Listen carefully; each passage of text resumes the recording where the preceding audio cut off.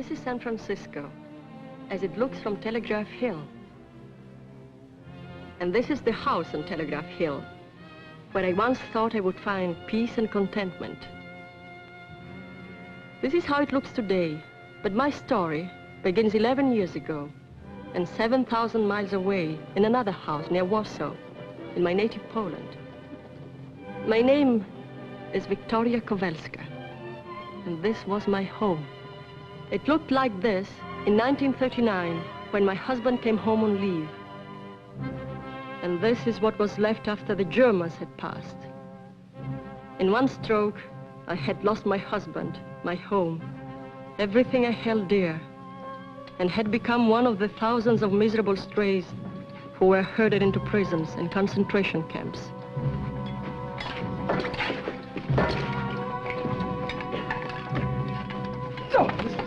How the will to live survives in a place like Belsen, I do not know. But I wanted to live. I was determined to. And I was just as determined that my friend Karin Dernakova should live too. I had met Karin, a fellow countrywoman, in the camp. But she was sick and frail, too frail for the life of that camp. And she had more to live for than most of us. Her infant son had been smuggled out of Poland just before the war to an aunt in San Francisco. And if she ever lived through this, she would join them. Just think, Vicky, he's talking and walking by now. And if he would see me, he wouldn't even know me. Please, Karin, you must eat. You must keep up your strength. It's the use, Vicky. I'll never get out of here. I'll never see my Christopher again. Let go! You dirty hypocrite. You don't care about her any more than I do. You only stick to her like a leech because she has rich relatives in America. Oh, you think she's going to take care of you when we get out of here? She'll never get out of here alive. None of us will ever get out of here alive. Karin, we are going to get out. We are. Eat your food.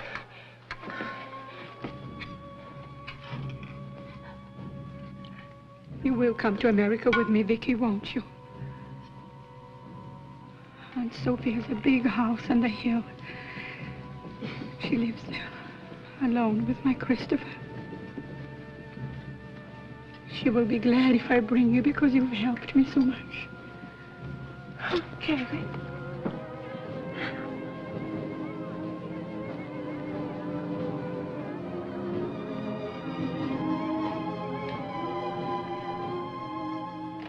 Karin was my friend, and I fought for her survival as I fought for my own.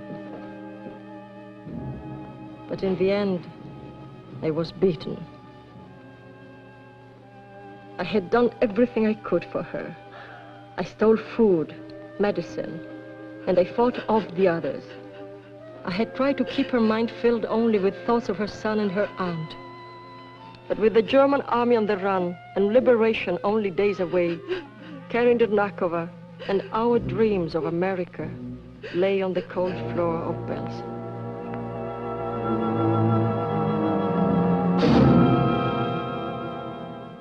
All of Karin's identification was in that bundle. Her aunt had not seen her since she was a little girl. I knew as much about Karin's life as about my own. Why not? Why shouldn't I be Karin Dernakova?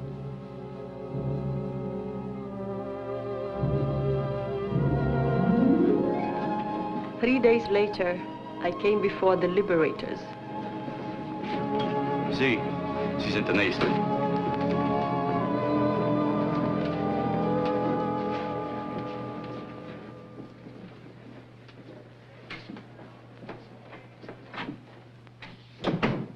Setzen Sie sich doch hin.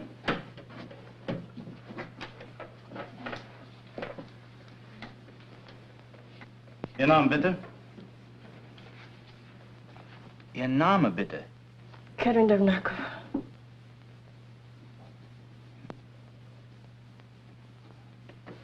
Haben Sie irgendwelche Papiere? She's scared to death. Tell her we're her friends, that we want to help her find her home, her family. Yes, sir. Wir sind Ihre Freunde. Wir wollen Ihnen helfen, um Ihre Familie, Ihre Verwandten zu finden. Oh. Get some water.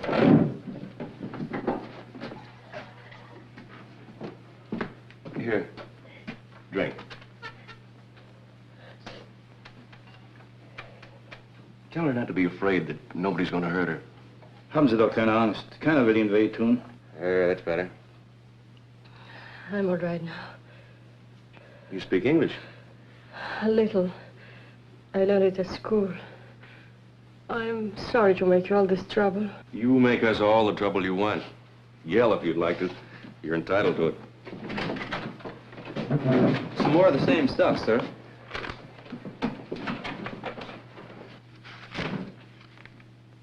You're from Warsaw? Yes. Well, you'll want to go back home as soon as possible, I suppose. I have no home. It was destroyed. No, I meant back to your family. No family left in Poland. My parents were killed, my husband also. I'm sorry. In other words, you don't want to be repatriated. Oh, no. Poland does not exist anymore for me. If you force me to go back... We're here to help people, not to force anybody to do anything. I feel I should explain, though, that the alternative is a camp for displaced persons. I'm afraid that isn't a permanent solution either. Do you have any idea what you would like to do? Oh, I will take care of myself somehow. I guess that's all for now.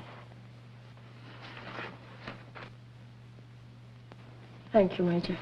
You're very kind.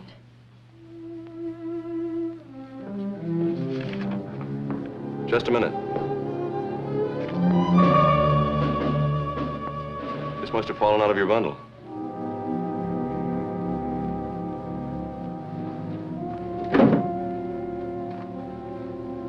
It belongs to a Victoria Kobelska. Who is she? She's dead. Well, how do you happen to have this? She was my friend. We kept our things together.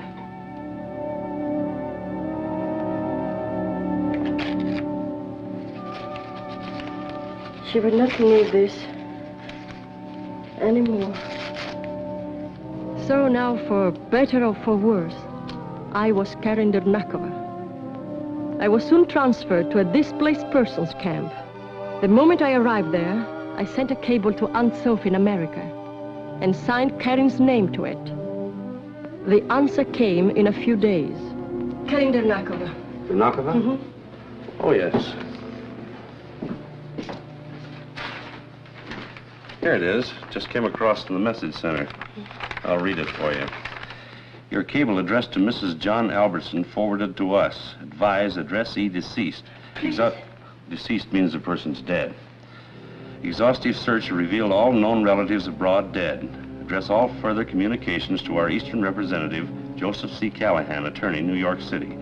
Signed Bennett, Compton, and Maxwell, attorneys for the Albertson estate. I'll make a copy for you. And that was my answer. A cable from an unknown lawyer in the unattainable city of New York. And my hopes gone with that cable. In that moment, I nearly gave up.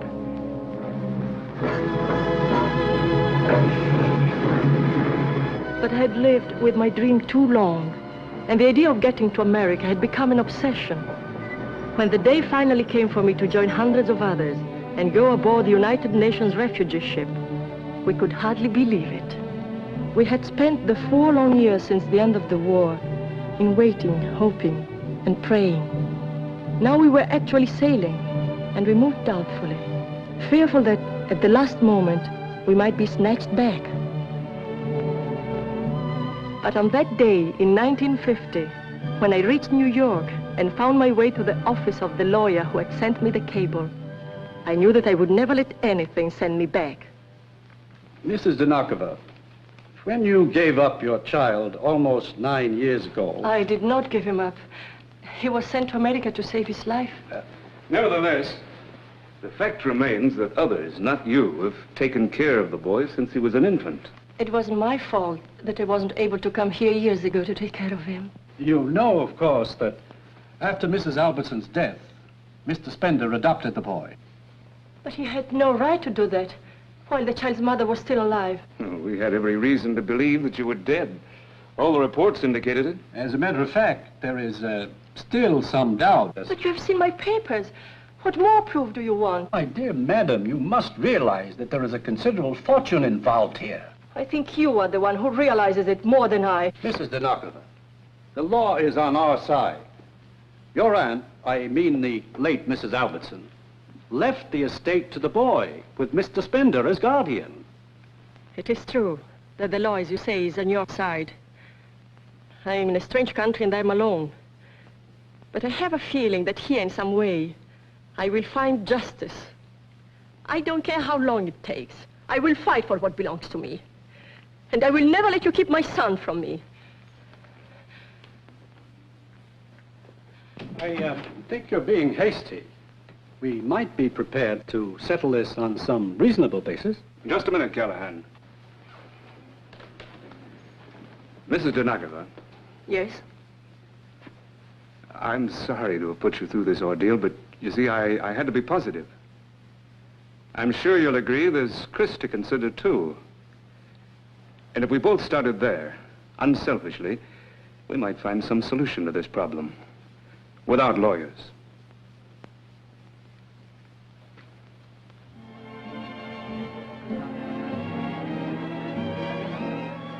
What's the matter? Don't you like our food? Oh, yes. But I'm still upset. Your lawyer is so very efficient. Oh, forget about him. Let's talk about you. I didn't know I had such a beautiful relative in Poland. What? Oh, don't look so surprised. Aunt Sophie was related to me, too. By marriage.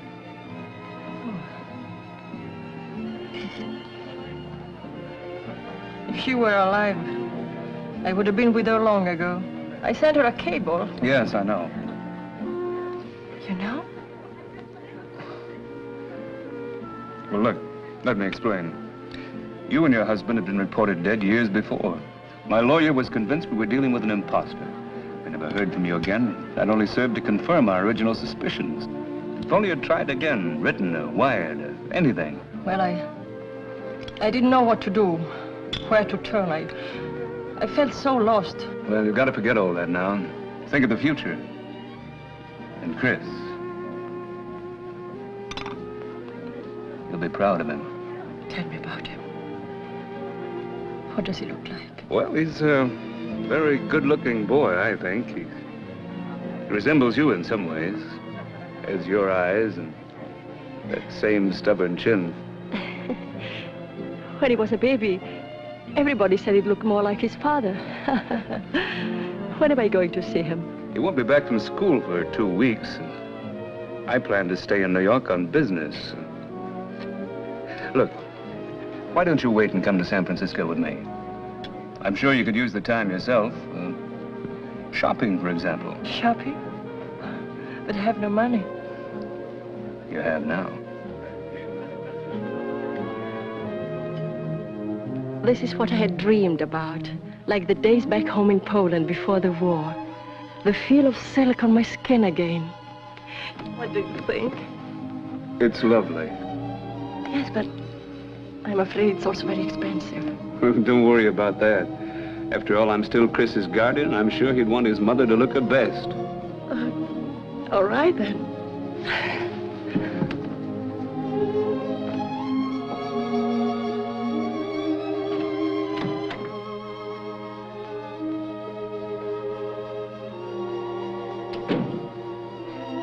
Do you like it? It's beautiful. I just have to put my shoe on and I'm ready.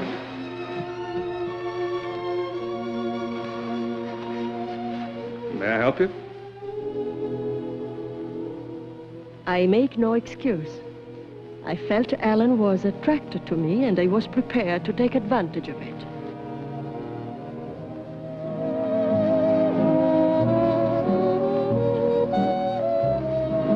Was I in love with him? I don't know.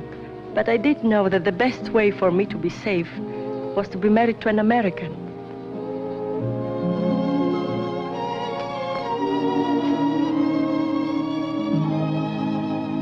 penny for them, Karen.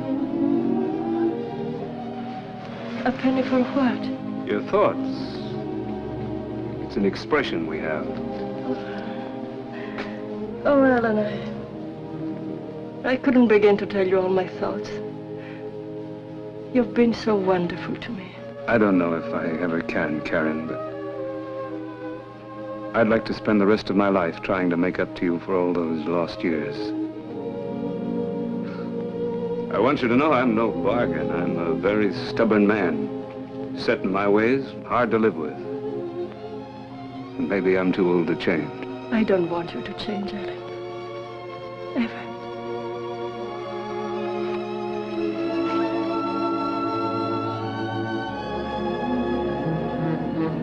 3 days later, we were married in Connecticut. And now Alan was bringing me home to San Francisco. There they are! Oh. Hello, Chris. Chris, this is your mother. Well, what do you think? Shall we keep her? Hello. Hello, Chris.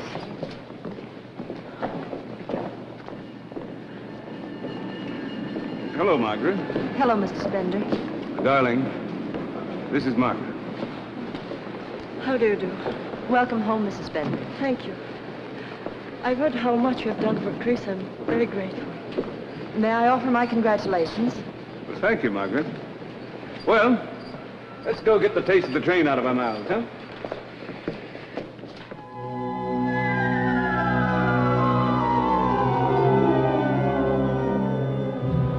And so at last, I came to the house on Telegraph Hill.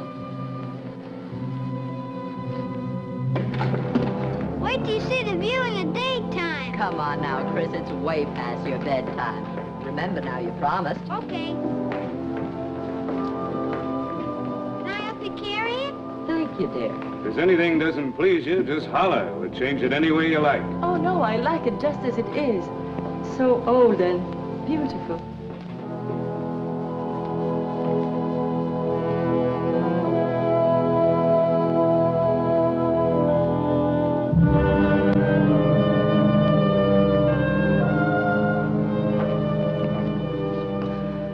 It's getting pretty late, dear. You must be tired. You can see the house tomorrow. All right.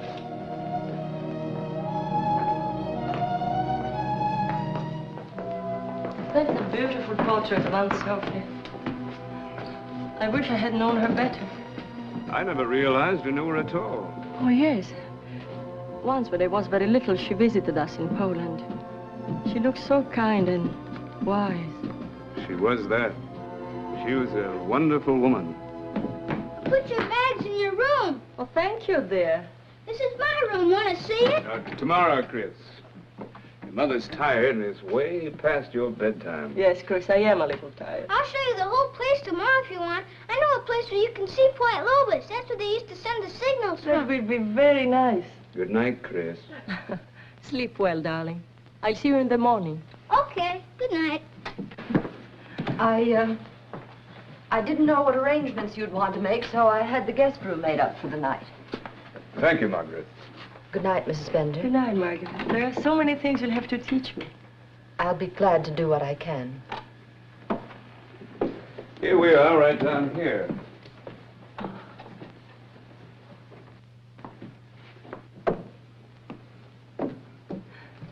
This is lovely. I'm glad you like it. Some people thought I was crazy to stay on in the house after Aunt Sophie died, but I've always loved the old place. You take that chair, for instance. It's a monstrosity, isn't it? I wouldn't give that up for anything in the world. When I was a kid, my mother and I used to come out to the house on special occasions, you know, Thanksgiving, Christmas, Aunt Sophie's birthdays. You see, we weren't immediate family, more like poor relations. But Aunt Sophie'd always have us up for those family days. And I always loved that chair. I sat in it every time, came to think of it as my chair. It was a symbol to me then of this house, the life that was lived in it. It still is.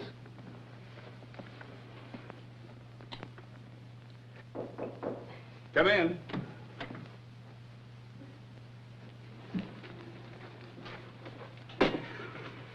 Thank you, Kai. Good night, sir. Good night. I always have a glass of orange juice just before going to bed. Oh. Oh, don't forget, I'm a native Californian.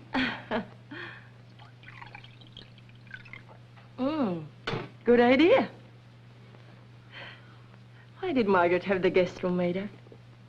Oh, I suppose I should have sent her some instructions, but I wanted to leave everything to you. I think this room is big enough for both of us. I hope so. I do think you'll be more comfortable here if I take the guest room for tonight, and then tomorrow we can go downtown and pick out everything we need. Alan, I love you.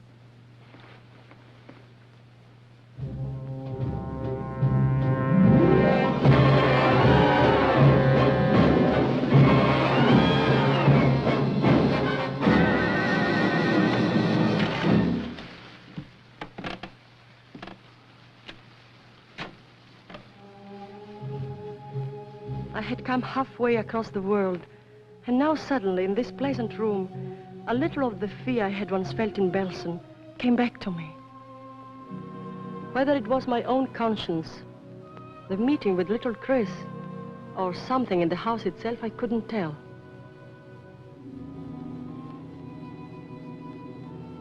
I had a strange feeling that Aunt Sophie saw through me. I wondered if I could have spoken to her, whether she would have understood. She did look kind and wise. Yet I couldn't rid myself of the feeling that something was wrong in this house.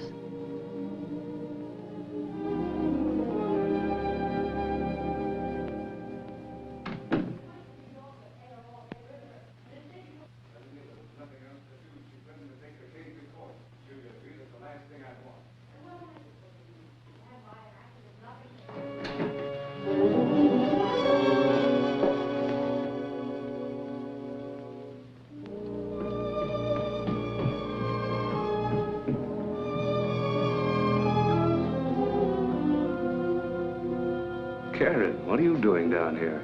Well, I couldn't sleep. I just came down to see Aunt Sophie's picture. It's kind of a strange hour to be prowling around the house looking at pictures. Oh, I'm not prowling, Alan. I'm sorry, but you seem so tired. And you? You haven't been to bed at all yet. I came down to look over my mail. I wanted to see if there's anything important. Well, Margaret heard me coming down. She brought me a sandwich and a glass of milk. Oh. Margaret has been in the house a long time, hasn't she? Ever since Chris was brought here from Europe. He needed someone to look after him. She's been very faithful. You know, one thing about Aunt Sophie, she knew people inside out. She picked her out of 50 applicants to take care of Chris. Margaret has many unusual qualities. I believe you. I also think she's a very unusual woman. Are you going to be much longer? No, just a little while. You better run along to bed. Good night. Good night.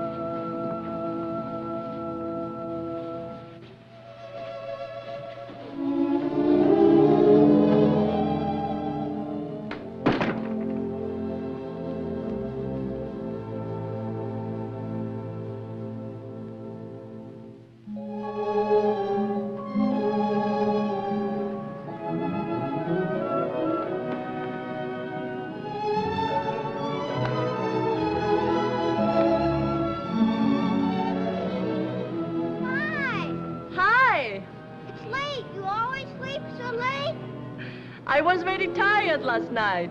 I've been waiting for you since 7. Oh, you shouldn't have done that. Oh, it's all right. I'm always up early. Coming down soon? Well, it will take me a while to get dressed. Okay, hurry up.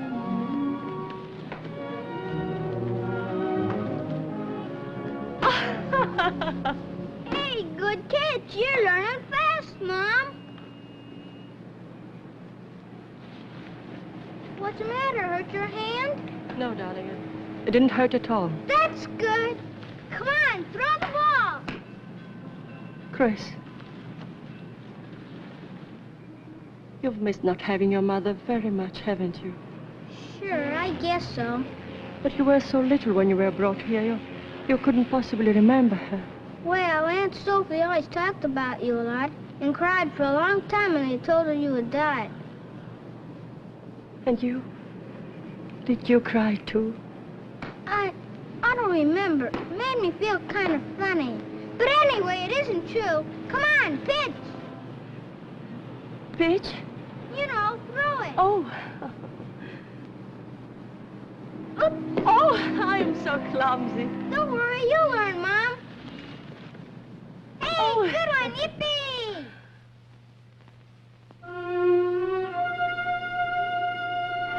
To the lady of the house, past and present, may your days in this house be as rich and rewarding as hers. Thank you, Doctor. A great character.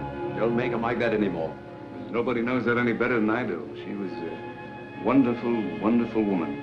She had a wonderful sense of humor. In fact, she'd laugh her head off if she could see this little votive group gathered under her portrait, drinking her vintage wine, growing mawkish over her memory. Hello, Alan. Dr. Burkhardt. Mark.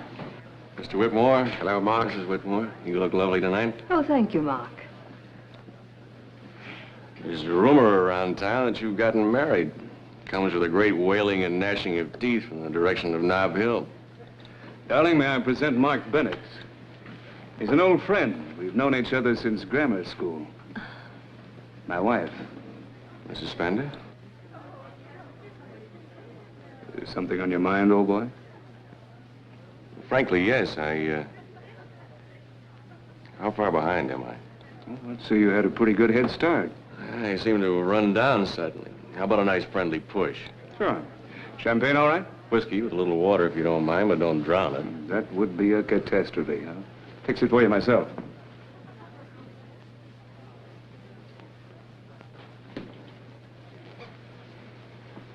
You don't remember me, do you? You're making things tougher for me by the minute. That accent's Polish. On what red letter day did I meet a beautiful Polish lady? On the most important day in her life, Major. Germany. The camp at Belsen, of course. But you've changed quite a bit. No wonder I didn't recognize you. I've often wondered what had become of you. I don't believe you remember anything about me at all. Oh, but I do. I even remember your name. It's Victoria Dernakova, Major. And it's Karen, not Victoria. Karen. K-A-R-I-N? Here we are. Thank you.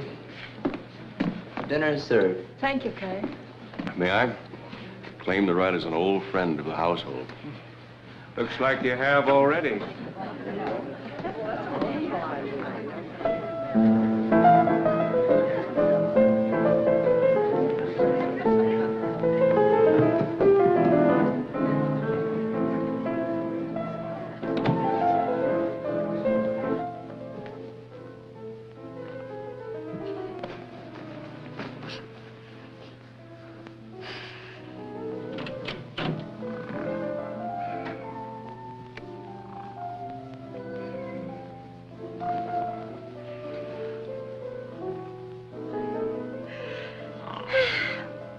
Be ashamed to wake him, even for ice cream. Take! A favor for a favor. Thanks. Oh, don't you like it? Oh, sure, but Margaret, Yes. well, she usually doesn't let me eat after dinner. Oh, but this is a special occasion, isn't it? Oh, sure. And maybe you just won't tell Margaret, huh? She'll find out. Something wrong, Mrs. Spender? Nothing at all, Margaret. I just brought Chris a dish of ice cream. Chris doesn't usually eat just before going to bed. Well, I just thought with everybody having fun downstairs that... Of course, if you prefer him not to have it, Oh, not at all. It's up to Chris. What do you think, Chris? I can put it in the icebox for lunch tomorrow. Okay. We find it better to let Chris make his own decisions. I see. It will taste better at lunch, Chris. Good night, dear. Night.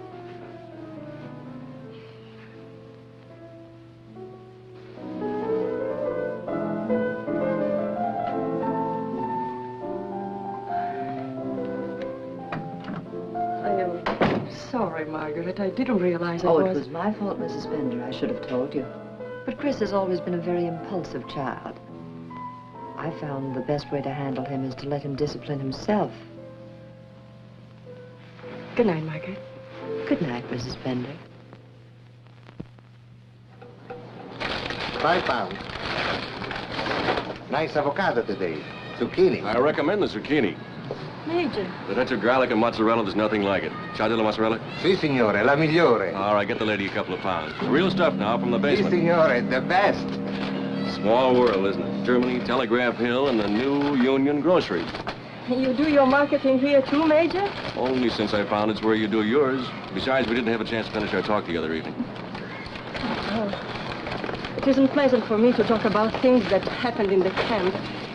I'd like to forget about them. That's not what I wanted to talk to you about. I was telling my cook about that chicken dish I had at your house the other night. She can't swing it without the recipe. Don't laugh. I'm a San Franciscan, eating serious business with me. I thought the law was your business, Major. Technically, it is. You see, my father's death put me in a curious situation. According to the sign on the door, I'm the senior member of the firm, but most of our clients seem to want to do business with the junior members. One of them's 65 and the other's 62. Sort of leaves me twiddling my thumbs and cleaning out ashtrays. And finding your recipes for your cook. Exactly. If I give you the recipe, will you tell me something too? Blackmail, huh? You and Ellen do not like each other. Why? Where did you ever get an idea like that? I saw you together at the house. Well, the fact is that Ellen thinks I've had things too easy all my life. You know, rich man's son, lazy, drinks too much. Unfortunately, he's right. £2 mozzarella, the best. Right, Ellie? I take these too. Well, I think this is everything. I'm sure you have some good points, Major. Oh, I suppose so. I'm kind to animals, handle a boat pretty well.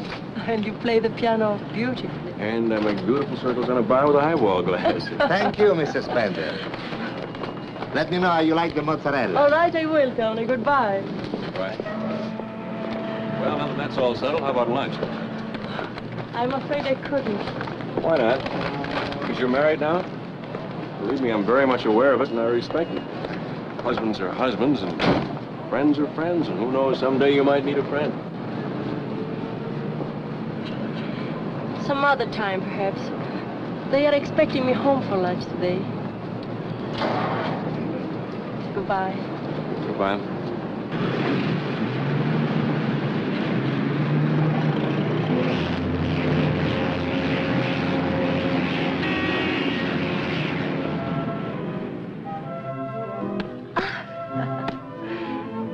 Oh, I'm sorry. I'm not fast enough for you.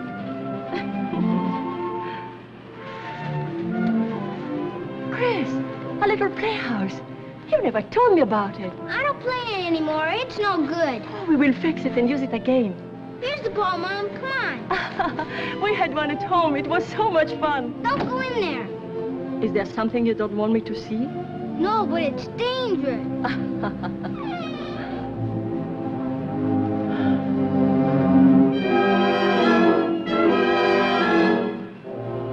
Chris, what happened there? It was the explosion. Explosion? What kind of explosion? For my chemical set, it happened a long time ago. Come on, Mom, let's play some more ball! Tell me, darling, were you hurt? No, it was nothing. It just made a loud noise. Well, I'm going to ask Alan to have it fixed. No, please don't, Mom. Why not? Because he doesn't know anything about it. He wasn't here when it happened. You won't tell him, Mom, will you? Of course not, if you don't want me to. We'll just keep it between us, okay? Okay, thanks, Mom. Come on, pitch! Rich. Good one. Throw an overhand like that.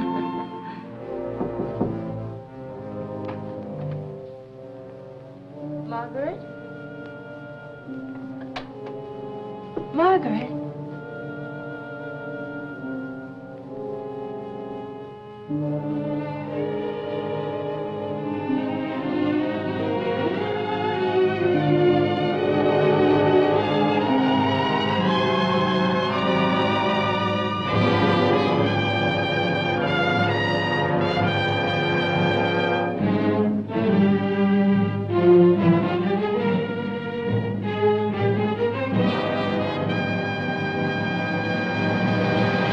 Is there something you wanted, Miss Spender? Oh, I'm sorry, Margaret.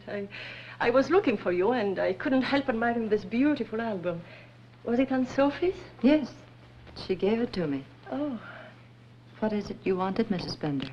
Oh, I just wanted to ask you what exactly happened in the little playhouse. The playhouse? Yes.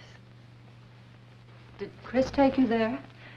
No, I came upon it by accident. I asked Chris, but he didn't want to talk about it.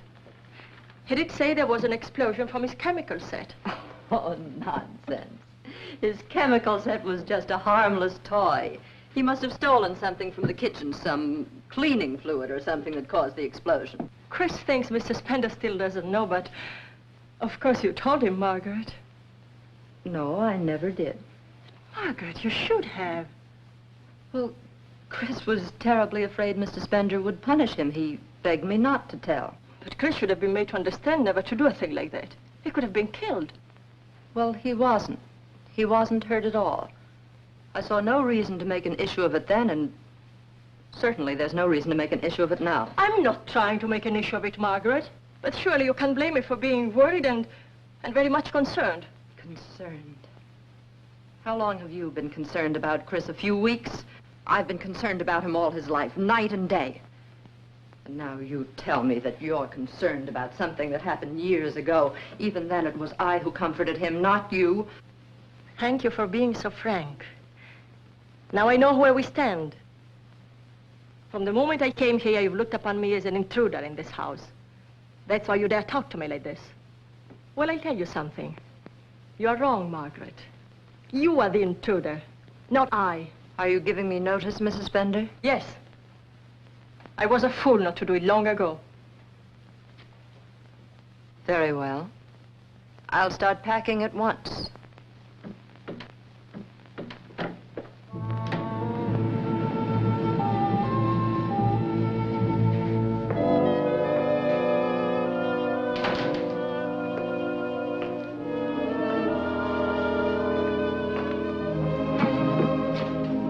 Hello, darling.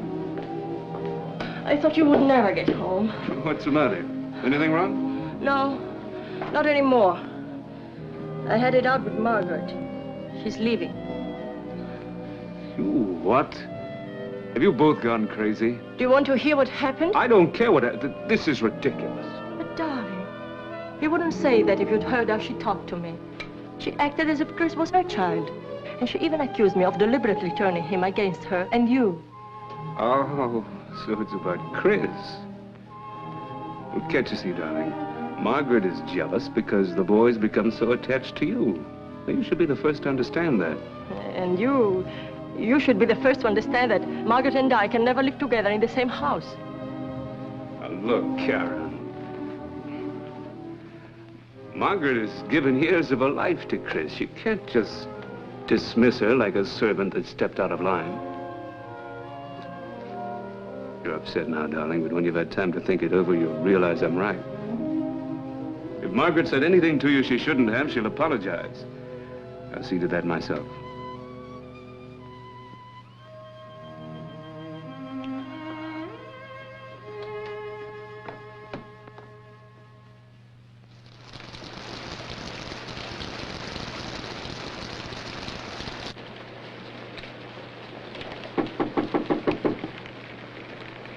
Come in. May I speak to you for a moment, Mrs. Spender?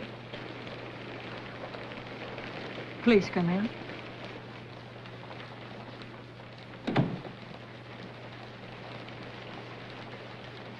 What is it, Margaret? About yesterday, I should like to apologize. I said things I shouldn't have. I'm sorry. Oh, doesn't matter. Mr. Spender wishes you to remain. You know that. But things will be very difficult if you feel that I can't be trusted with Chris. What happened between us has nothing to do with Chris. I never doubted that you have Chris's welfare at heart. It's kind of you to say so, Mrs. Spender, but I'd feel better if you accepted my apology, too. Very well, I accepted it, if that makes you feel better. Isn't it time to bring Chris home from the party? I'm leaving right now.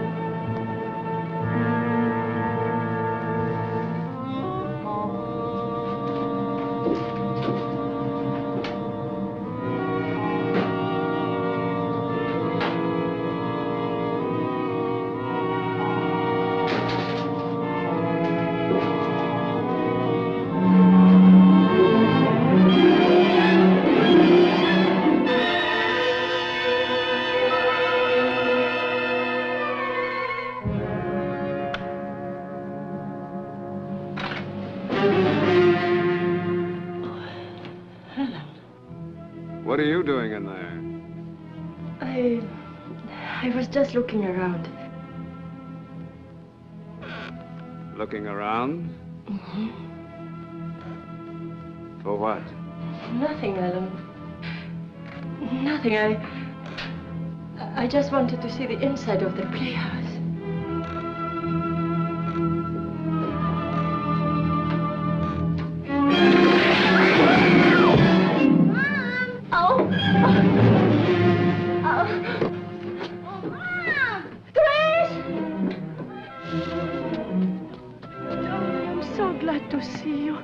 Did you have a good time at Jimmy's party? Mm-hmm. Did he like your present? Yep. Oh, tell me all about it. Well, we went on a pony ride and...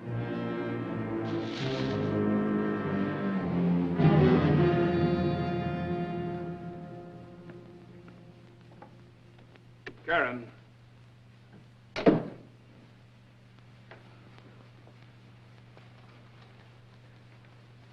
Darling, will you please tell me what's bothering you? I'm tired, Ellen. I have a headache. I don't mean now. I mean this afternoon in the playhouse. You shied away from me as if I had the plague. If I hadn't grabbed you, I completely forgot about that wall. Forgot? I should have had it fixed right after the explosion, but I didn't realize it was such a hazard. What's the matter now? You know what happened to Chris in the playhouse? Of course I do. Wasn't I supposed to know? Well, Margaret told me just the other day that you didn't know. That she never told you. Oh, well, you must have misunderstood. After 4 years, I don't suppose Margaret remembers herself just how it was. But it's certainly nothing for you to start worrying about now. Your hands are like ice. There's something going on in that funny little head of yours? Something you're keeping from me? I'm not keeping anything from you, Ellen. I like to feel as though I'd failed you somehow. As though I hadn't been the husband I wanted to be. No, it isn't you, Ellen. Sometimes things come back. Things I want to forget. I can't help it. You must be patient with me. I'll be all right. Of course you will, darling. It takes time.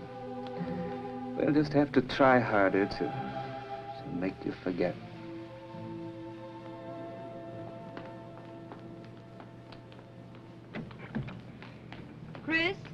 you forgot to make up your room again. I didn't forget. I'm just going to market with Mom now. I'll do it when we get back. Oh, Chris, you promised. Go right in and do it now. I'll wait for you. Would you like me to go to the market for you, Mrs. Bender? Cook said he wanted the chops for lunch. Oh, that's right. Oh, no, I'll go, Margaret. I'm sorry, darling. You come with me next time, okay? Okay.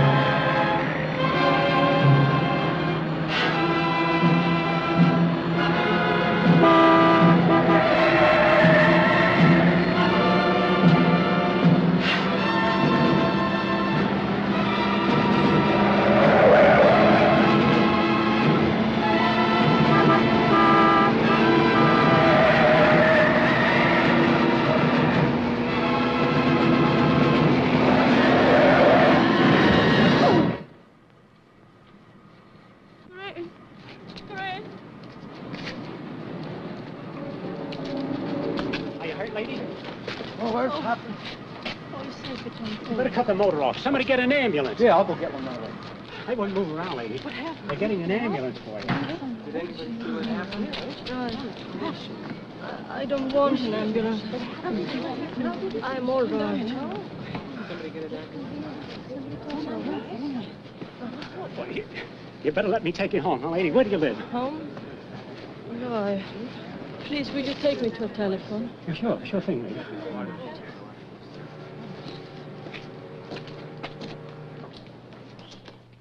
Hello.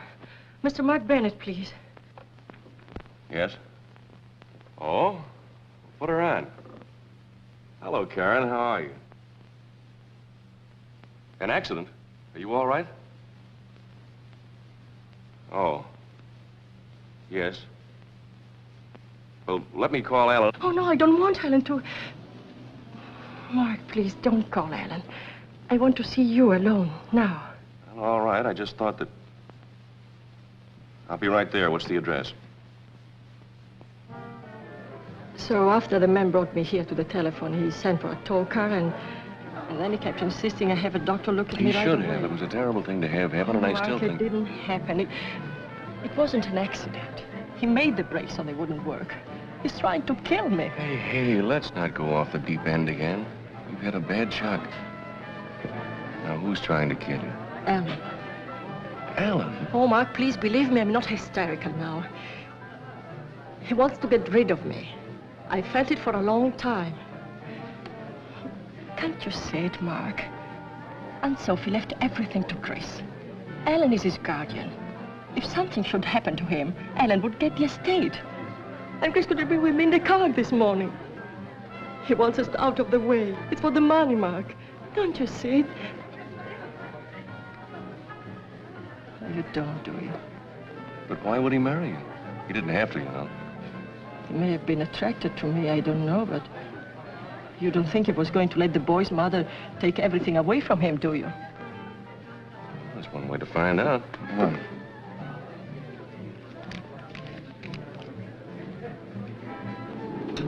Your master cylinder's bone dry. These are hydraulic brakes. No fluid, they don't work. How come no fluid? Leak, right here. The brake in the line going to the front wheel. It's kind of an unusual place to spring a leak, isn't it? Well, it don't happen every day, but it can happen.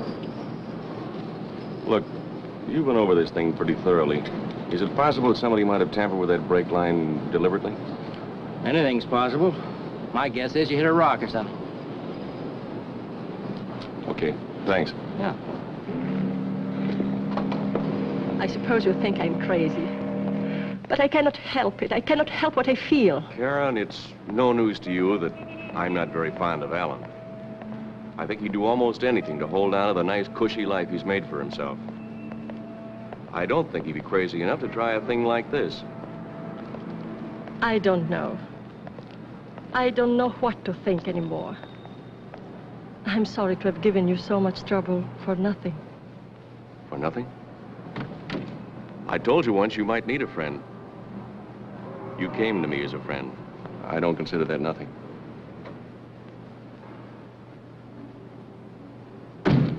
What you need is somebody to teach you how to relax and enjoy life. Something Alan never learned. He's been so busy trying to get up to that house on the hill that he's been blind to everything else.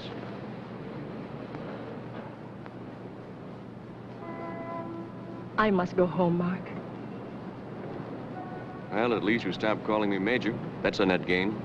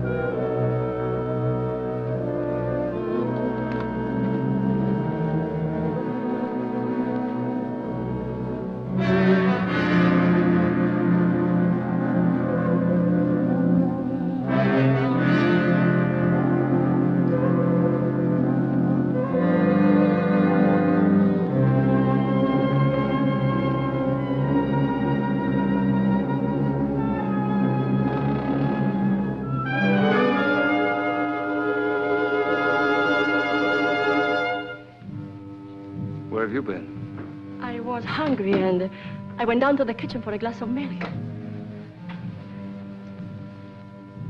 Better come to bed. It's very late. Yes, dear. In a minute.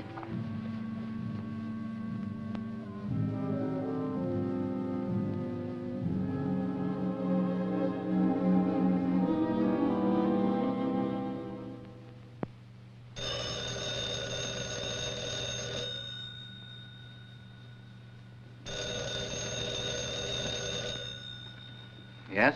Fowler? Mark Bennett. Say, my client will be here in a few minutes. Can you give me any idea what your report will be on those gloves? I think I can.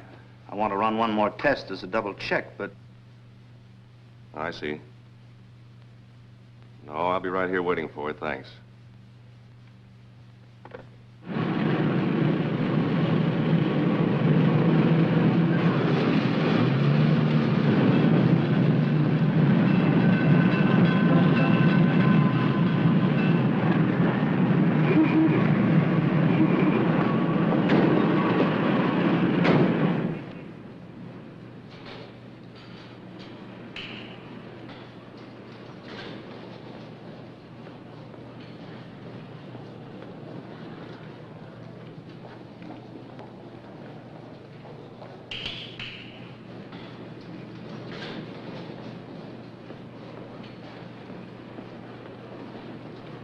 Karen.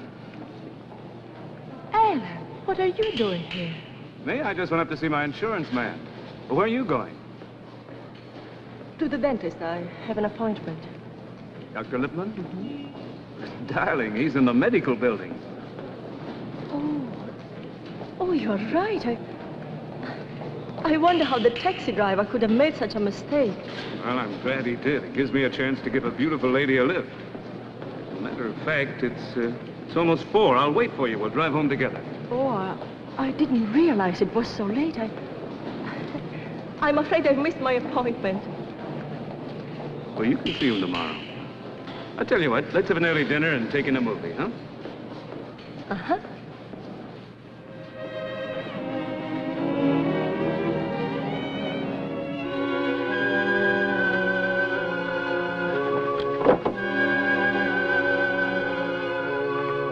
Hello, Margaret. Good evening.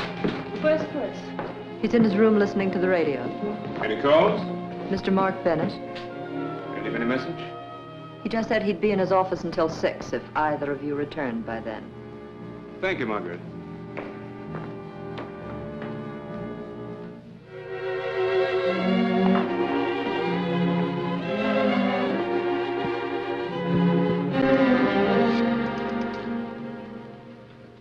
Mr. Bennett, please. Mr. Spender calling.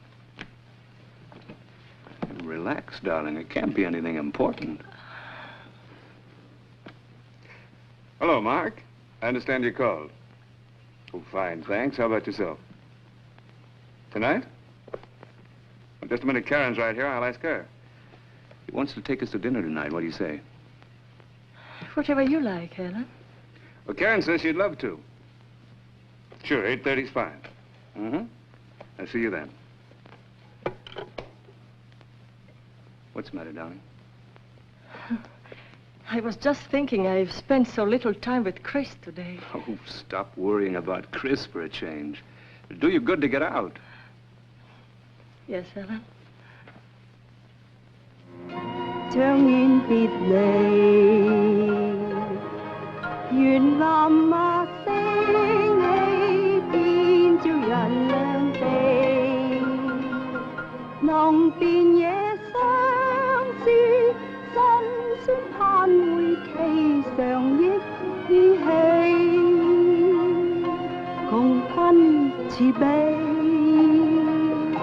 分虛設念記。 後將遠別離。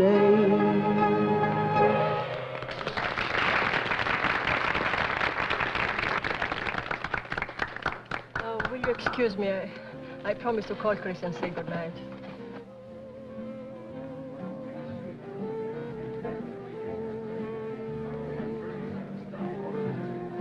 You must have a crystal ball. What do you mean? You called this afternoon, yeah? Of course. I was just going to call you. Really? Anything special? It's about Karen. Karen? This afternoon, coming down from Charlie Decker's office, I ran into her in the lobby. She almost jumped out of her skin when she saw me. I could have sworn she was on her way up to see you. Was she, Mark? Why didn't you ask her? I did. She told me she was going up to see her dentist. That seems to settle it, doesn't it? No, not quite. See, her dentist happens to be in the medical building. It's quite a long way from your place. So she made a mistake, so what? People don't make mistakes like that unless it's part of a pattern. Look, I'm not very good at riddles. What's on your mind? I'm worried about Karen. I don't have to tell you what she went through in Europe. I've tried everything to make her forget. I blame myself for letting her drive. That accident on the hill didn't help her nerves any. A thing like that, to play hard with anybody's nerves. Of course, but with her it seems to... I don't know. Suddenly she's become suspicious of everything and everybody around her. I talked to Dr. Burkhardt about her. He suggested I take her to a specialist.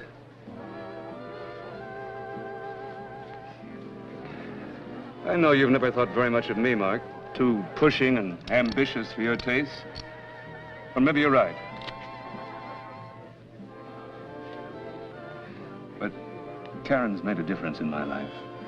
My only ambition now is to make her happy. And I'm helpless. The harder I try, the more I realize that I'm losing her. It's ironic, isn't it? Well, life's full of little ironies. And I'm afraid it's something you're going to have to work out between yourselves. Would you like to dance? Go ahead, darling.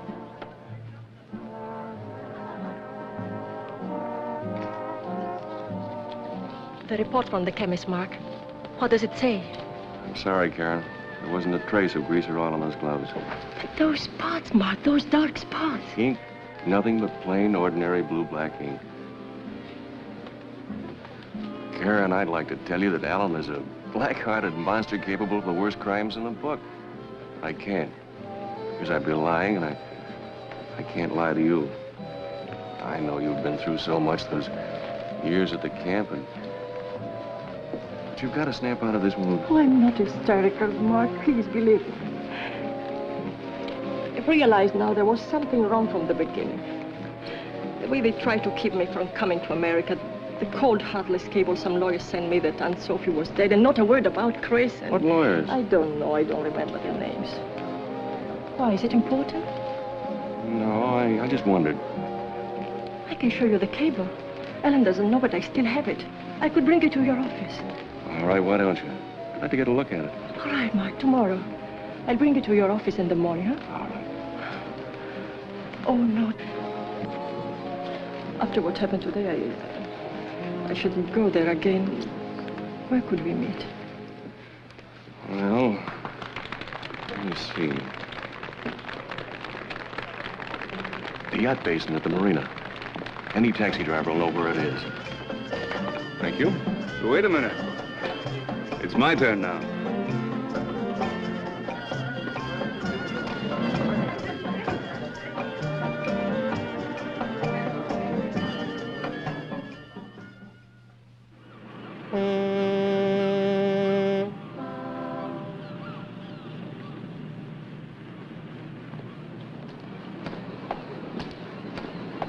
Well, my secretary searched all the files and checked with everybody and says there's absolutely no record of this having been sent from our office.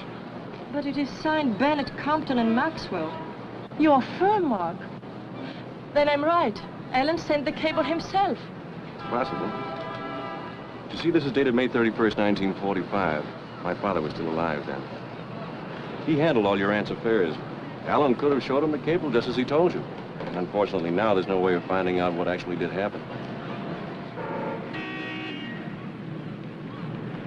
Look, first thing Monday morning, I'll call Callahan.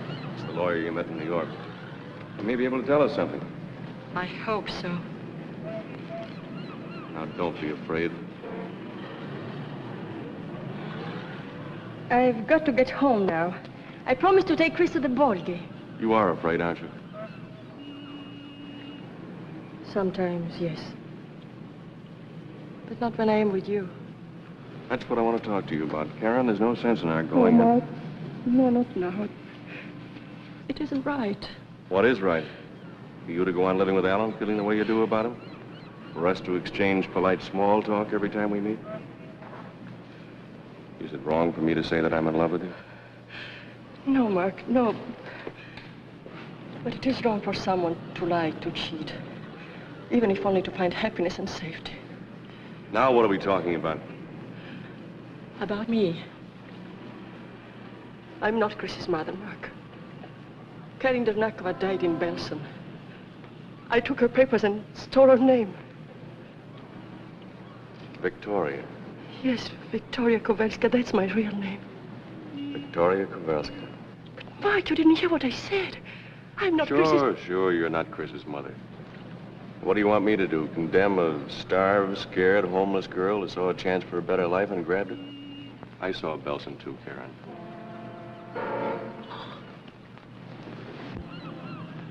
But I am trapped now by my own lies. Even if Alan lets me go, he will never let me have Chris. And I will not leave him behind in that house. So that's it. You've been living with this on your conscience for so long that you've magnified all these things. No, please don't think that. Chris is in real danger. You said that before. Nothing is going to happen to Chris. Something is going to happen to him. If I only could make you believe it. I love him so much, and he needs me. I know he does. I'm going to talk to Alan. I Oh, think... no, Mark. Alan must know I told you anything. There must be a way to prove all this to you. Will you stop tearing yourself apart? Take Chris to the ball game. Have some fun for a while. Karen. I said take Chris to the ball game. Get away from the house for the afternoon. Would it help if I call later when I find out what Callahan has to say? Yes, call me. Maybe I... Now, don't do anything silly. Chris will be all right. I hope so.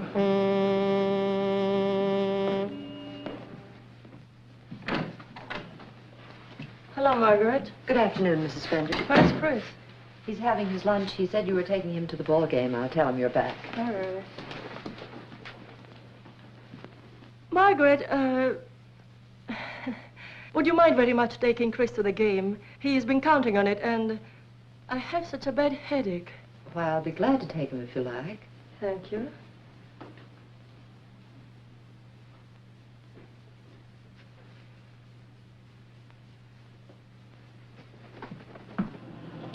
Goodbye, darling. Have a good time. And remember, just one hot dog. Okay, Mom. And I'll get the scorecard for you. Bye, Mom.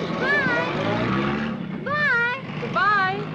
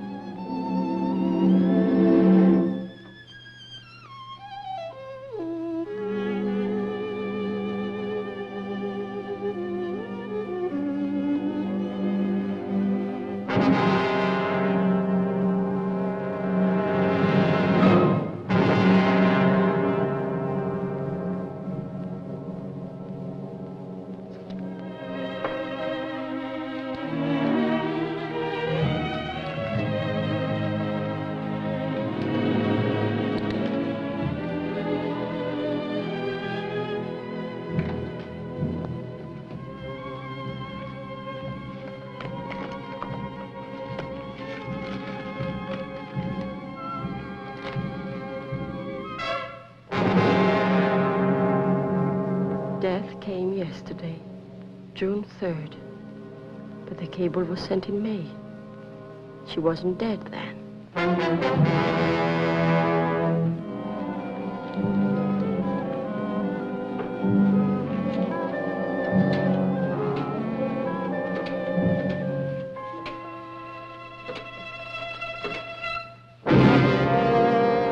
Hello, dear. Go ahead. Finish your call. It's not important. Well, who are you calling? My watch stopped. I wanted to find out the correct time. Oh. It's about 1:45, 14 of. Margaret called and said you weren't feeling well. I thought I'd come home and keep you company. Thank you, dear. It was just a headache. It's gone now. But, darling, if you have work to do, please, don't let me hold you back. I'm all right now. Well, of course, I can always find something to do. Okay. Put on your coat and come along. The drive will do you good. Oh, I don't think so, Ellen. I'd rather stay home. Why don't you go? No. The work will keep until tomorrow.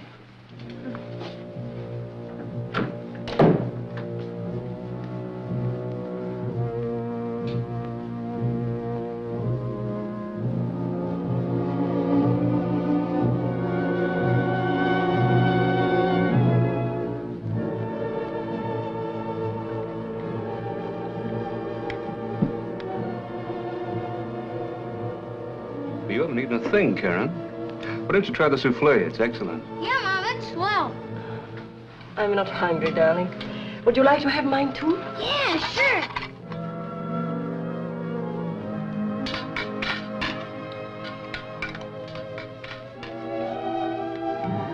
If you don't mind, I'll go to the library and read while you're having your coffee. Oh, go ahead, dear. I'll join you in a few minutes. Good night, Margaret. Good night, Mrs. Bender. Good night, darling. Night, Mom.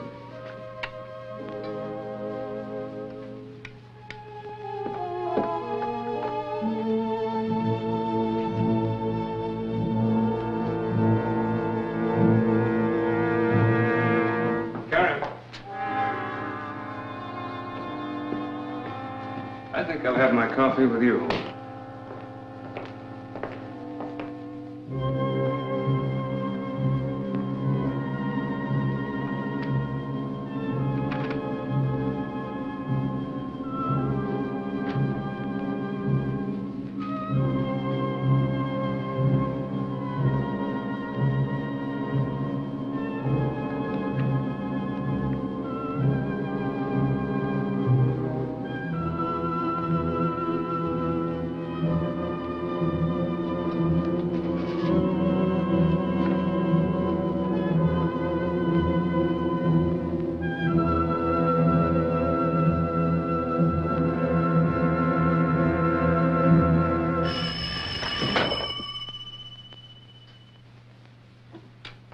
You're even more jittery tonight than usual, darling.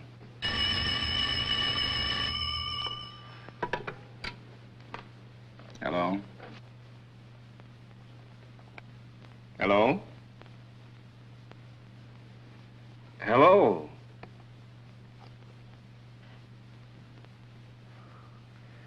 Wrong number, I guess. Well, maybe he just changed his mind. Whoever it was.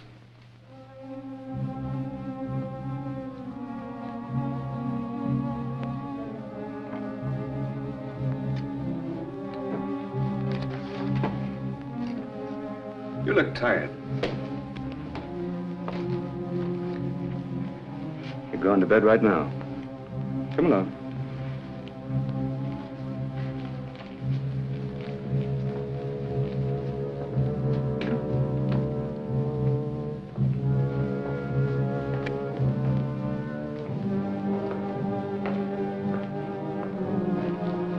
I think I left a cigarette burning.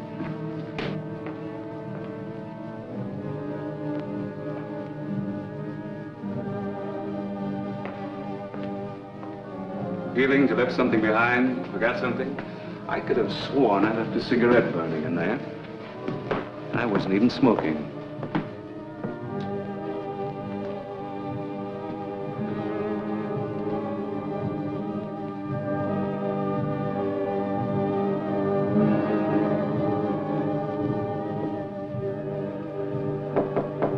Come in. I'll take it, Kai. Yes, sir. Good night. Good night.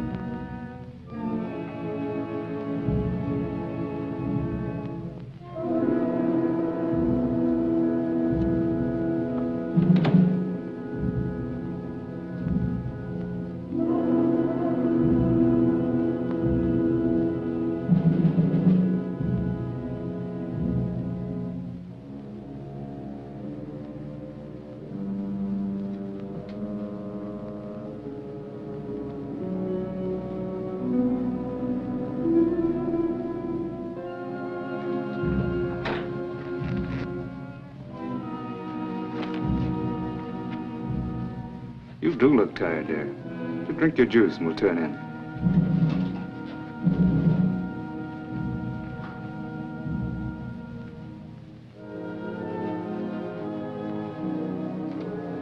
I left my book in the library. I'm going down to get it. Now, how do you expect to get enough sleep if you stay up reading till all hours? Just for a little while. Please, Ellen. Just a minute, darling. I'll get your book for you.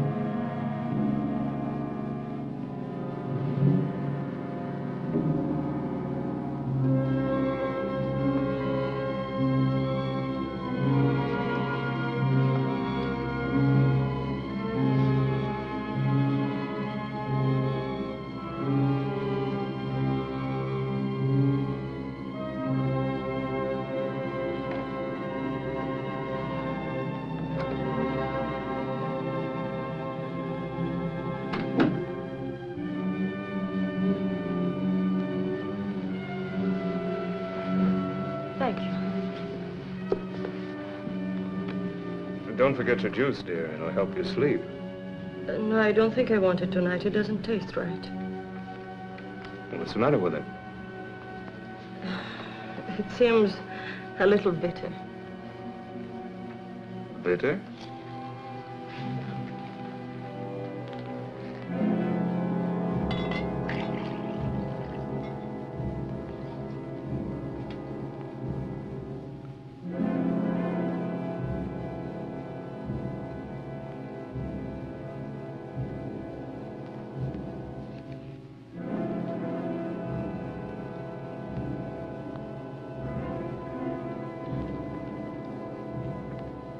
Tastes fine to me.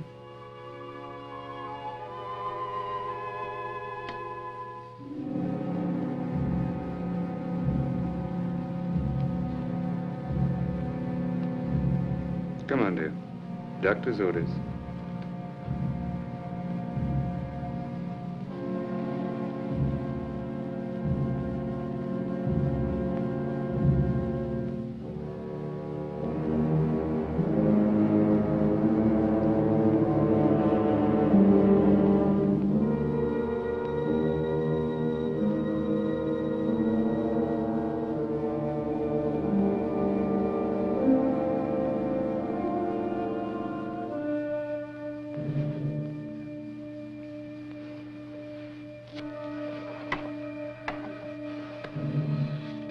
The trouble with you is, you don't know how to relax.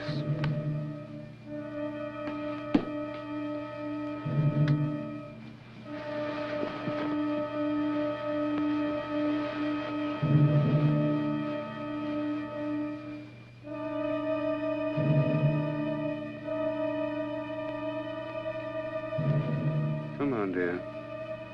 Don't fight it, just close your eyes. Aren't you going to bed, Ellen?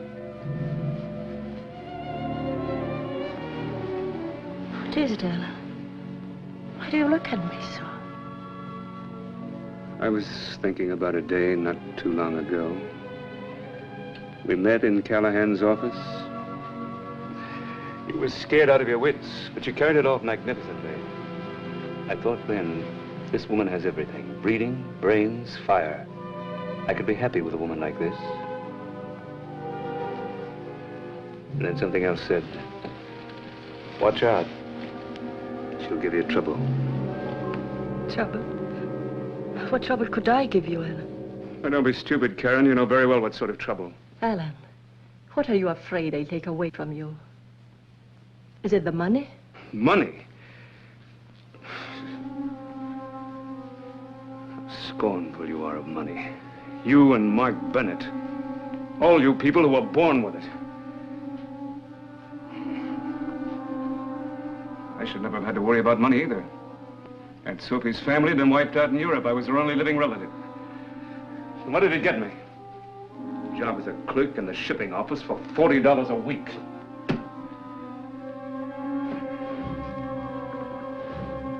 It's all over. This is the last time I'll have any trouble with your family. You Poles must be made of iron. You, Chris, that old aunt of yours. And it wasn't just Chris and me. You had to kill Aunt Sophie first. You sent me the cable that she was dead, and then you killed her. Just like that, huh? It's like powdering your nose. You think it's easy to kill somebody? It takes time and patience and courage. And a strong stomach. Oh, stop it, stop it. I don't want to hear anymore. You're mad. Mad? If it's madness not to let someone take from you what's rightfully yours, then maybe I'm mad. But everything I've done, I planned with a perfectly sane mind. I've never wavered for an instant, and I'm not wavering now. This house is mine. The money's mine, it's gonna stay mine.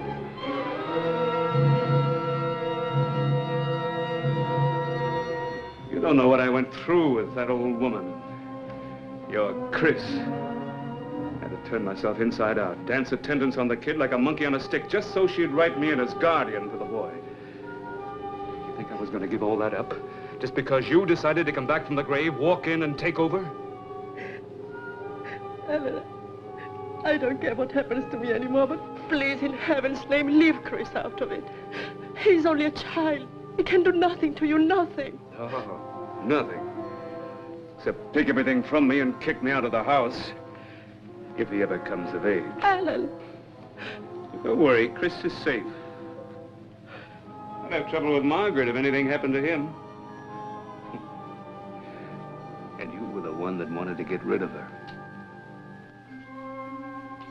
However, Chris is not of age yet.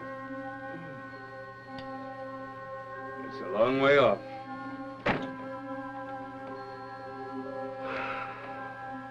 And what are you going to do now? Kill me? I understand that Dr. Burkhardt has been giving prescriptions for your insomnia.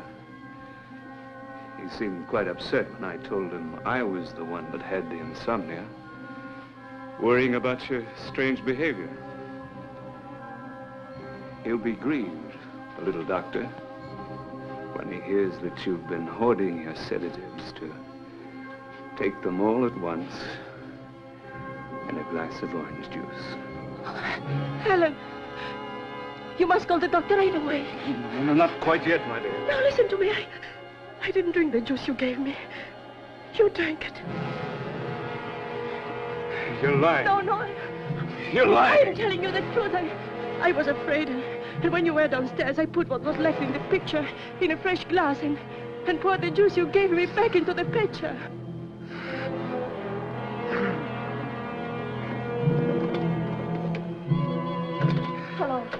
Hello. Operator. Something is wrong with the telephone. Library. The library.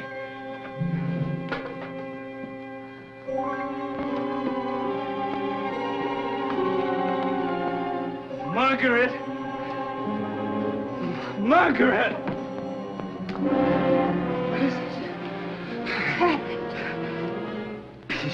She poisoned me. No, it isn't true. He tried to poison me. Get a doctor, quick. I tried to call, but something is wrong with the telephone. The library. The receiver's off in the library. Hurry. Gotta keep awake. Gotta keep moving. Oh, no, you stay away from me.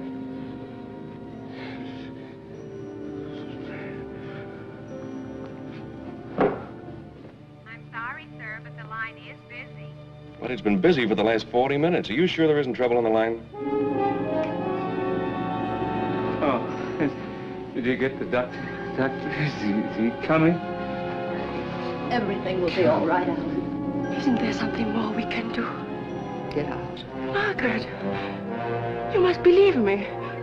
He wanted to kill me. You took him away from me. You tried to take Chris away from me, too, but you won't have either of them, whatever happens. Michael, get out! This is still my room. Now get out.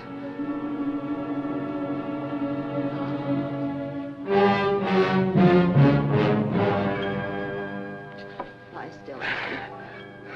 I'm going to be all right, Margaret. Something wrong, Mrs. Spender? It's Mr. Spender. He's taken. Make coffee, lots of it. Hurry. Yes, ma'am. Gonna be all right. You remember, Alan, after the accident in the playhouse, I told you that nothing must ever happen to Chris again. Nothing did. I gave him my word. Your word. If only I didn't know you so well. If I hadn't kept Chris from going with her in the car the other day, he might be dead now. I did it for us, Margaret. It was so we could be together again. Like old times. Old times. And how long would it be before you'd try again with Chris? How long before you'd finally kill him? Mom. Darling. I heard noises. I woke up. It was a dream, darling, just a bad dream. Come on, I'll take you in again. Where's the doctor? Should have been here a long time ago. He isn't coming. You left the receiver off the hook, Alan, remember? The phone is dead. Margaret, you take the car. You get somebody. You can't let me die. How many times have you let me die, Alan? No, I'll make it up to you, Margaret. I swear I will. It's too late. You're going to die, Alan, and that way at least Chris will be safe. Can't be. Everything I've worked for, planned for.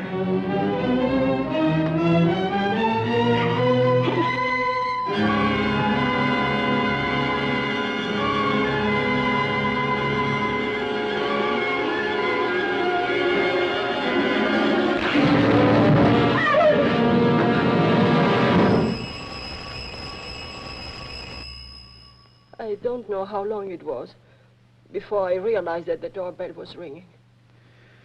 Uh-huh. And that was you, Mr. Bennett? Yes, Inspector. It was after 10 o'clock when I finally located Callahan in Washington. He said he'd never had any word from our office on the Albertson matter. He dealt only with Alan himself.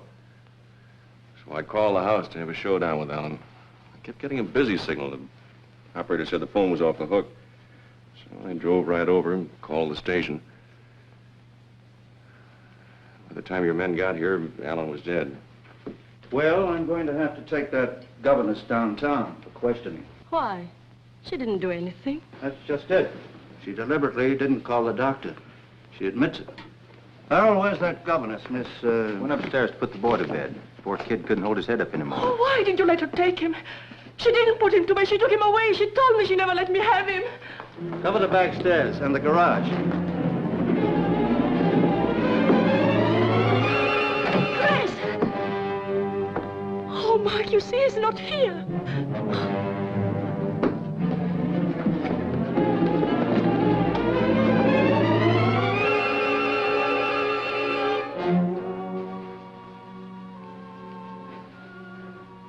He's all right.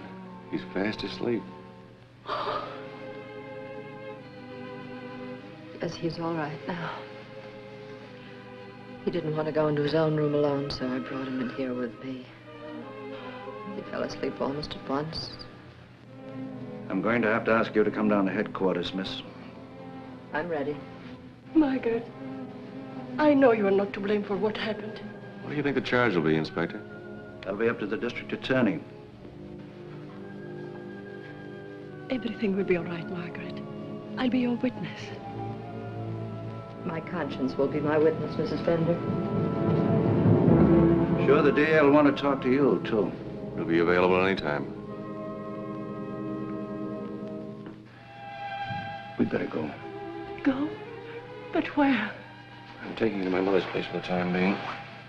I don't want you to spend another night in this house. Yes, Mark.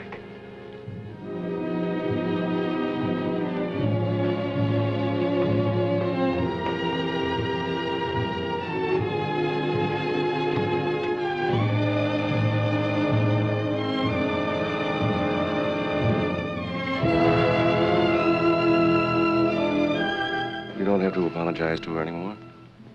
Do you think she'd understand? She'd approve. I know.